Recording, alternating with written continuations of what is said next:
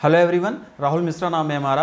और आज के इस वीडियो में हम लोग आरबीआई कहता है वाली सीरीज स्टार्ट करेंगे। आरबीआई कहता है एक सीरीज है जहां पर हम लोग आरबीआई के सर्कुलर्स, आरबीआई की गाइडलाइंस को डिस्कस करते हैं। और 4 वीडियो के बाद में हम लोगों ने इसे बंद कर दिया था, लेकिन अभी एग्जाम हम लोगों का लगा हुआ है, तो आज से हम लोग स्टार्ट कर रहे हैं आरबीआई कहता है वाली सीरीज। और यहाँ पर हम लोग आरबीआई से रिलेटेड जितने भी सर्कुलर्स हैं, जो उनकी गाइडलाइंस है, जो कि हमारे एग्जाम पॉइंट ऑफ व्यू से इंपॉर्टेंट हैं, जहाँ से क्वेश्चन बन सकता है एग्जाम में, उन सारी चीज़ों को हम लोग यहाँ पर डिस्कस करेंगे। और अपने पिछले वीडियो में हम लोगों ने जीडीपी प्रोजेक्शन से रिलेटेड जो है एक वीडियो बनाया हुआ है, जिसका जो वीडियो है प्लेलिस्ट में है, ठीक है ना। अभी हम लोगों को एग्जाम लगा हुआ है, तो हम लोग जो एग्जाम पॉइंट ऑफ व्यू से जरूरी चीज़ें हैं उस पर वीडियोस बना रहे हैं। तो उसी बात को ध्यान में रखते हुए हम लोगों ने जीडीपी प्रोजेक्शन का एक वीडियो बनाया हुआ है, जिसका लिंक इस वीडियो के डिस्क्रिप्शन में दिया गया है। और प्लेलिस्ट में भी वो वीडियो आप लोगों को मिल जाएगा। अगर आप लोगों ने नहीं देखा तो और देखना चाहते हैं तो जाकर आप लोग उसको देख सकते हैं। और आज का ये जो वीडियो है, यहाँ पर हम लोग आरबीआई कहता वाली सीरीज कंटिन्यू करेंगे। और अगले 1-2 दिन के अंदर या 3-4 दिन के अंदर सारा का सारा आरबीआई का सर्कुलर जो एग्जाम पॉइंट ऑफ व्यू से जरूरी है और जो कुछ भी पेंडिंग रह रहा है, उसको हम लोग यहाँ पर कवर करने की कोशिश करेंगे। इसके अलावा आप लोगों को और क्या क्या चाहिए, आप लोग नीचे कमेंट सेक्शन में करके बताओ कि आप लोगों को और कौन से टॉपिक पर वीडियो चाहिए। बाकी सितंबर तक का जितना भी पेंडिंग था, 14 सितंबर तक का, हमने बैंकिंग एंड फाइनेंशियल अवेयरनेस भी डिस्कस कर लिया। कुछ भी पेंडिंग नहीं रह रहा है। अब हम यहाँ पर जो भी चीज़ें डिस्कस कर रहे हैं, वो जो कुछ भी है हमारा एग्जाम पॉइंट ऑफ व्यू से जो जरूरी है। आने वाले टाइम पर आप लोगों को एक वीडियो लोन्स पर भी मिलने वाला है कि बैंकों के द्वारा कितना कितना लोन किसको किसको सैंक्शन किया गया, किस किस प्रोजेक्ट के लिए सैंक्शन किया गया, ये सारी चीज़ें आप लोगों को आने वाली वीडियोस में मिलेंगी। इसके अलावा आप लोगों को और कौन कौन से वीडियो चाहिए, नीचे आप लोग कमेंट सेक्शन में बताओ। और आज का जो वीडियो रहेगा आरबीआई कहता है सीरीज का अगला वीडियो है। यहाँ पर हम लोग आरबीआई के एक सर्कुलर डिस्कस करने वाले हैं। तो चीज़ों को और ज़्यादा बेहतर समझने के लिए हम लोग चलिए अपने चलते हैं स्क्रीन पर। The Reserve Bank of India issued the framework for outsourcing payment and settlement related activities by the payment system operators। ठीक ना, पीएसओ की बात हो रही है। पेमेंट सिस्टम ऑपरेटर्स को हम लोग क्या बोलते हैं, पीएसओ शॉर्ट में बोलेंगे। भारतीय रिजर्व बैंक ने भुगतान प्रणाली ऑपरेटरों द्वारा आउटसोर्सिंग, भुगतान और निपटान संबंधी गतिविधियों के लिए रूपरेखा जारी की गई। ठीक ना, तो अभी आरबीआई ने क्या किया हुआ है कि रिजर्व बैंक ऑफ इंडिया ने जो भी पेमेंट सिस्टम ऑपरेटर्स हैं उनके लिए जो है outsourcing payment and settlement related activities, वो जो कुछ भी payment and settlement related activities करते हैं उसके आउटसोर्सिंग के लिए जो है एक फ्रेमवर्क जारी किया हुआ है। ठीक है ना, जो भी पेमेंट सिस्टम ऑपरेटर्स होते हैं वो payment and settlement related activities के लिए जो कुछ भी आउटसोर्सिंग करते हैं उसके लिए भी भारतीय रिजर्व बैंक ऑफ इंडिया ने एक फ्रेमवर्क, एक गाइडलाइन जारी किया हुआ है। यहाँ पर एक टर्म यूज हो रहा है आउटसोर्सिंग। तो पहले तो हम लोग आउटसोर्सिंग का जान लेते हैं कि आउटसोर्सिंग क्या होता है। आउटसोर्सिंग का मतलब होता है कि जब किसी थर्ड पार्टी से हम लोग कोई सर्विसेज लेते हैं। ठीक है, आउटसोर्सिंग का मतलब होता है कि जब हम किसी थर्ड पार्टी से कोई सर्विसेज लेते हैं तो हम लोग जो है उसको आउटसोर्सिंग बोलते हैं। ठीक, तो आरबीआई ने ये जो फ्रेमवर्क जारी किया है इसे सभी ऑपरेटर्स के द्वारा 31 मार्च 2022 तक इम्प्लीमेंट कर लेना है। भारतीय रिजर्व बैंक ने भुगतान प्रणाली ऑपरेटरों द्वारा आउटसोर्सिंग, भुगतान और निपटान संबंधी गतिविधियों के लिए एक रूपरेखा जारी की, एक फ्रेमवर्क जारी किया।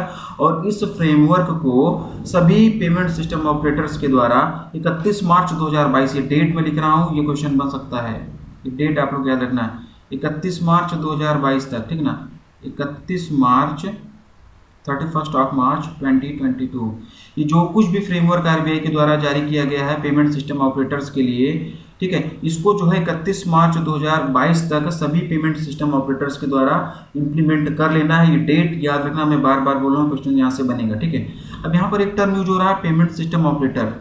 तो क्या होता है पेमेंट सिस्टम ऑपरेटर, कौन लोग होते हैं पेमेंट सिस्टम ऑपरेटर, जिसके लिए आरबीआई ने ये अभी फ्रेमवर्क जो है अपना रिलीज किया हुआ है, जारी किया हुआ है। ठीक है, और आज ये हम लोग जो ये बैंक आरबीआई कहता है कि जो 5वां वीडियो हम लोग यहाँ पर डिस्कस कर रहे हैं, ये अगस्त महीने का है। ये भी बताना जरूरी है आप लोगों को कि अगस्त महीने का ये हम लोग यहाँ पर डिस्कस कर रहे हैं। और जो लोग भी नए हैं इस सीरीज़ के बारे में नहीं जानते हैं उनको ये बता दिया जाए कि अभी हम लोगों ने जब जुलाई और अगस्त का, क्योंकि काफ़ी सारे वीडियोस जो हैं पेंडिंग रह रहे थे, तो हमने जुलाई और अगस्त को बहुत मेहनत के साथ में, मतलब बहुत ज़्यादा जल्दी कवर करना पड़ा।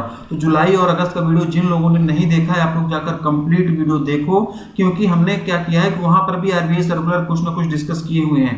मैंने उसको पेंडिंग नहीं रखा क्योंकि मुझे नहीं लग रहा था कि मुझे बाद में टाइम मिलेगा और मैं आरबीआई कहता है कि सीरीज कंटिन्यू कर पाऊंगा, इसीलिए मैंने जो है जुलाई और अगस्त के वीडियो में आरबीआई सर्कुलर उसी टाइम पर ले लिया था। आरबीआई कहता है नाम से सर्कुलर आपको नहीं मिलेंगे, तो जुलाई और अगस्त के मैक्सिमम जो सर्कुलर्स हैं वो मैंने जुलाई और अगस्त के वीडियो में ले लिया है। तो जिन लोगों ने उन वीडियोज़ को नहीं देखा, आप लोगों से रिक्वेस्ट है कि आप लोग जाकर उसको वीडियो देखें, नहीं तो कहीं ना कोई चीज़ें छूट जाएंगी। फिर भी जो बच रहा है उसको हम लोग यहाँ पर कवर करेंगे। मैक्सिमम वहाँ पर हम लोगों ने आरबीआई कहता है सीरीज कंप्लीट कर लिया था वीडियोज़ में, बैंकिंग एंड फाइनेंशियल अवेयरनेस वाले जुलाई और अगस्त का, लेकिन जो बच रहा है उसको हम लोग यहाँ पर डिस्कस करेंगे। ठीक है, तो आप लोग जाकर उसको देखिएगा। अभी आज हम लोग जो डिस्कस कर रहे हैं ये 5 अगस्त के आसपास में आरबीआई के द्वारा ये फ्रेमवर्क जो है इशू किया गया था, तो हम लोग इसको यहाँ पर डिस्कस करेंगे। अगस्त का हम लोग करेंगे, जुलाई का करेंगे, इस तरीके से धीरे धीरे पीछे जाएंगे, जून का करेंगे, फिर ठीक है ना अप्रैल का करेंगे, इस तरीके से हम लोग पीछे करते हुए जाएंगे। ठीक है, मई जून अप्रैल इस तरीके से हम लोग पीछे जाएंगे। तो जुलाई और अगस्त का मैक्सिमम जो आरबीआई कहता वाला वीडियो है, जो सर्कुलर है, वो हम लोगों ने अपने वीकली वीडियो में कवर कर लिया, लेकिन जो बच रहा है हम लोग यहाँ पर डिस्कस कर रहे हैं। तो आप लोग जाकर वीडियो को देखिएगा, नहीं तो कोई फायदा नहीं होगा और चीजें आप लोगों को छूट जाएंगी। ठीक है, हम लोग बात कर रहे थे पेमेंट सिस्टम ऑपरेटर्स की। तो पेमेंट सिस्टम ऑपरेटर्स कौन कौन से होते हैं? तो ये जो भी पेमेंट सिस्टम ऑपरेटर्स होते हैं, ये आरबीआई द्वारा पेमेंट एंड सेटलमेंट एक्ट 2007 के तहत ऑथराइज्ड प्रीपेड पेमेंट इंस्ट्रूमेंट होते हैं। और जैसे कि क्रेडिट कार्ड प्रोवाइडर्स हो गए, ठीक है, क्रेडिट कार्ड प्रोवाइड करने वाली कंपनियां हो गई, एटीएम्स हो गए, ये सभी जो है पेमेंट सिस्टम ऑपरेटर्स होते हैं, पीएसओस में ही आते हैं। ठीक है ना, मास्टर कार्ड, वीजा, फोन पे, पेटीएम, ये सभी जो है पेमेंट सिस्टम ऑपरेटर ही हैं। ठीक, तो आरबीआई ने अपने इस फ्रेमवर्क के माध्यम से सभी पीएसओस को कोर मैनेजमेंट फंक्शंस को आउटसोर्स करने से मना कर दिया है। फिर से सुनो आप लोग, आरबीआई ने जो ये फ्रेमवर्क जारी किया हुआ है उसमें क्या क्या इंपॉर्टेंट पॉइंट है वो आप लोगों को बताया जा रहा है, तो ध्यान से सुनो। अभी जो आरबीआई ने अपना फ्रेमवर्क जारी किया, इसके माध्यम से आरबीआई ने सभी पेमेंट सिस्टम ऑपरेटर्स को कोर मैनेजमेंट फंक्शंस को आउटसोर्स करने से मना कर दिया है। आउटसोर्स करने से मना करने का मतलब किसी थर्ड पार्टी से लेने से मना कर दिया है आरबीआई ने। किसको? कोर मैनेजमेंट फंक्शंस को। अब यहाँ पर बात हो रही है कोर मैनेजमेंट फंक्शंस की। तो कोर मैनेजमेंट फंक्शन क्या होते हैं ये भी हम लोगों को जानना जरूरी है, नहीं तो आधी चीजें हमारे दिमाग में घुसेंगे ही नहीं। अगर हम कोर मैनेजमेंट फंक्शन ही नहीं जानेंगे क्या होता है, तो हम कैसे जानेंगे कि आरबीआई ने किसको आउटसोर्स करने से मना किया है, क्यों मना किया? ठीक है ना। तो कोर मैनेजमेंट फंक्शंस ये होते हैं जैसे कि हमारा रिस्क मैनेजमेंट हो गया, ठीक है ना, आईटी सिक्योरिटी मैनेजमेंट हो गया, ठीक है ना, इंटरनल ऑडिट हो गया, केवाईसी नॉर्म्स हो गया, इस तरीके से और भी बहुत सारे फंक्शंस हैं जिसको हम लोग जो है कोर मैनेजमेंट फंक्शंस में हम लोग इंक्लूड करते हैं। एक मोटा मोटा ओवरव्यू दिया गया जिससे कि आप लोगों को एक टेंटेटिव आइडिया लगता है, ठीक है ना। और इन सबको आरबीआई ने जो है मना कर दिया है आउटसोर्स करने से।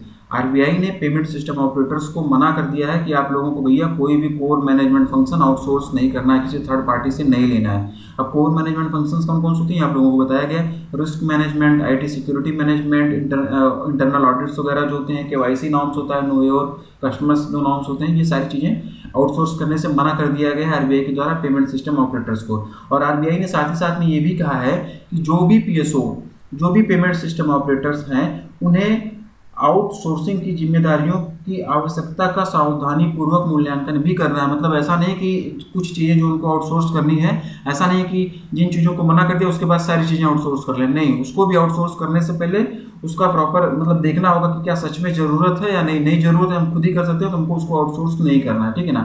कोर मैनेजमेंट फंक्शंस के अलावा अगर किसी भी सर्विस को आउटसोर्स किया जाता है पेमेंट सिस्टम ऑपरेटर्स के द्वारा, तो यह ध्यान रखना होगा कि वह किसी भी तरीके से ग्राहकों के अधिकार को प्रभावित ना करे। आरबीआई ने अपने फ्रेमवर्क में ये बात भी कही है, ठीक है ना। अगर कोई भी सर्विस आउटसोर्स की जाती है कोर मैनेजमेंट फंक्शन के अलावा, क्योंकि कोर मैनेजमेंट फंक्शंस को तो आरबीआई ने मना कर दिया है कि कोई भी पेमेंट सिस्टम ऑपरेटर इसको जो है आउटसोर्स नहीं कर सकता, तो इसके अलावा अगर कोई सर्विस आउटसोर्स करता है कोई भी पेमेंट सिस्टम ऑपरेटर, तो उस कंडीशन में पेमेंट सिस्टम ऑपरेटर्स को, पीएसओस को ये ध्यान में रखना होगा कि वो किसी भी तरीके से ग्राहक के अधिकार को, ग्राहक के हितों को प्रभावित ना करे, ठीक है। पीएसओस को कस्टमर्स की इंफॉर्मेशन को कॉन्फिडेंशियल रखनी है, पीएसओस को जो है कस्टमर की इंफॉर्मेशन जो भी है उसको कॉन्फिडेंशियल रखनी है। Payment and settlement system act 2007 के सेक्शन 10(2) और सेक्शन 18 के तहत में ये फ्रेमवर्क जारी किया गया, ये मैं लिख रहा हूँ। पेमेंट एंड सेटलमेंट एक्ट जो है हमारा, payment and settlement system act 2007 के सेक्शन 10(2), ठीक है ना, और सेक्शन 18, सेक्शन 10(2) और सेक्शन 18 के तहत में ये फ्रेमवर्क जो है जारी किया गया, ठीक है ना। तो यहाँ पर एक टर्म में बताया ना, अब मैंने आप लोगों से बताया बार बार कि आउटसोर्सिंग यूज हो रहा था, तो आउटसोर्सिंग को मैं फिर से बता देता हूँ कि किसी थर्ड पार्टी से कोई भी सर्विस लेने को हम लोग जो है आउटसोर्सिंग बोलते हैं। जब हम लोग किसी थर्ड पार्टी से कोई भी सर्विस लेते हैं तो उसे हम लोग आउटसोर्स बोलते हैं। और पीएसओस के लिए जो भी इम्प्लीमेंट करने की डेट बताई गई वो भी आप लोग याद रखना। ये जो 31 मार्च 2022 तक वाली डेट आप लोगों को बताई गई है, 31 मार्च 2022 तक की जो डेट आप लोगों को बताई गई, ये आप लोग याद रखना। यहाँ से क्वेश्चन बन सकता है, ये पूछा जा सकता है कि किस डेट तक जो है सभी पीएसओस को outsourcing payment and settlement related activities के लिए जो आरबीआई का फ्रेमवर्क है उसे इंप्लीमेंट कर लेना है। तो ये डेट आप लोग याद रखना, 31 मार्च 2022 तक। 31 मार्च 2022 तक इसको इम्प्लीमेंट कर लेना है। पेमेंट एंड सेटलमेंट एक्ट 2007 के सेक्शन 10(2) और सेक्शन 18 के तहत में ये फ्रेमवर्क जारी किया गया। ठीक, तो आरबीआई कहता है कि आज हम लोगों ने 5वां वीडियो हम यहाँ पर डिस्कस किया।